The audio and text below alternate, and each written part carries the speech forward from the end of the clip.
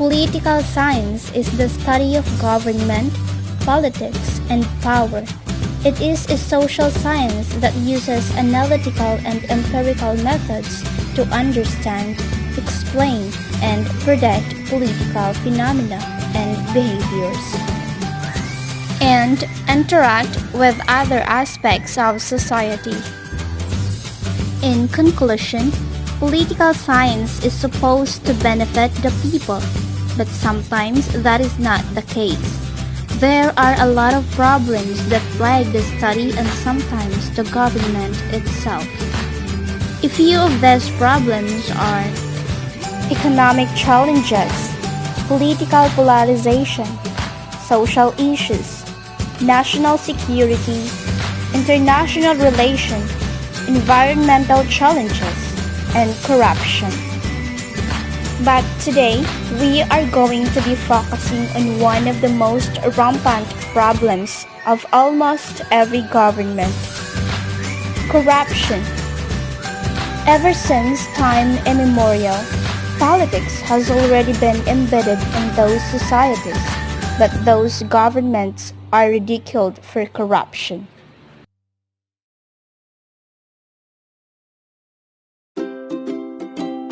But what is corruption?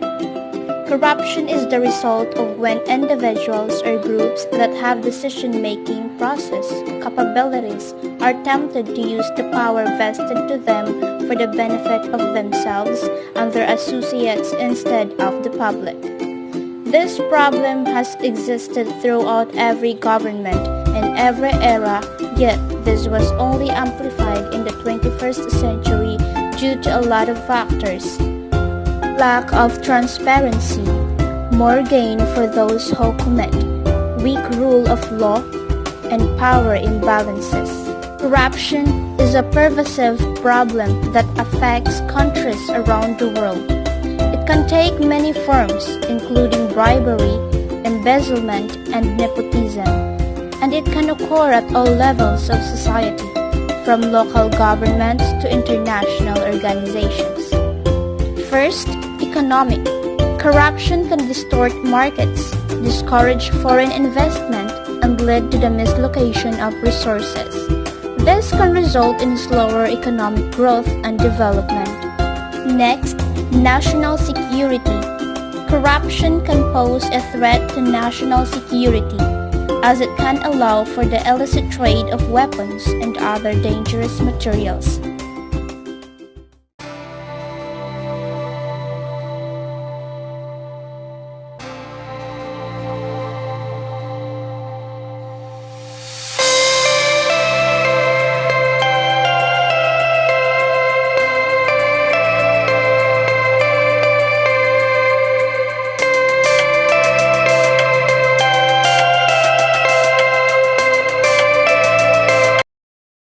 Corruption is a constant in society and occurs in all civilizations. However, it has only been in the past 20 years that this phenomenon has begun being seriously explored. It has many different shapes, as well as many various effects, both on the economy and society at large. Among the most common causes of corruption are the political and economic environment, professional ethics and morality, and of course, habits, customs, traditions. Its effects on the economy and also on the wider society are well researched, yet still not completely. Corruption thus inhibits economic growth and affects business operations, employment, and investments. It also reduces tax revenue and the effectiveness of various financial assistance programs. The wider society is influenced by a high degree of corruption in terms of lowering trust in the law and the rule of law, education, and consequently the quality of life, the access to infrastructure, and health care. There also does not exist an unambiguous answer as to how to deal with corruption.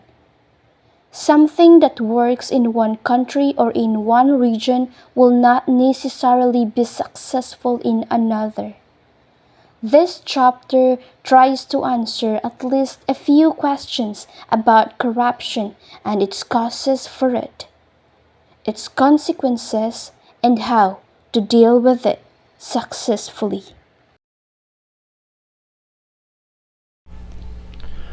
Corruption was referred to as a great sin already in the Bible. As it says, "Do not accept a bribe, for a bribe blinds those who see and twist the words of the innocents." However, the history of corruption is in fact related to the beginning of the creation of the law and the state, and was already in antiquity considered an evil, which negatively affects the public administration and functioning of the political system. The earliest recorded of corruption date back to the 13th century BC, to the time of the Assyrian civilization. Corruption erodes the trust we have in the public sector to act in our best interest. It also weighs our today. Our country is still considered a third world country. Most people say problems such as corruption and unemployment, crimes, and poverty are the ones that hinder this country to be part of the developed countries. But what is the root cause of this kind of problem? Who is responsible for this suffering nation? Obviously, the Filipino people. They choose to ignore that they are the problem. They blame it all on the government, but they have not even done their part properly. They complain about everything, even the simplest things. They could have been first world country, but they are the taxes or rates that have been earmarked for important community projects. Meaning we have to put up with poor quality services or infrastructure, or we miss altogether. Corruption exists in elections. Election anomalies in the Philippines are produced by vote buying and manipulation of election results. Opportunities for corruption in this process are created by a cumbersome procedure for counting votes. After the final votes are cast, ballot boxes are transferred through 4 different layers of bureaucracy. Before a winner is announced, ballot boxes go from the precinct to the Municipal Board of Canvassers, to the Provincial Board of Canvassers, to the National Board of Canvassers.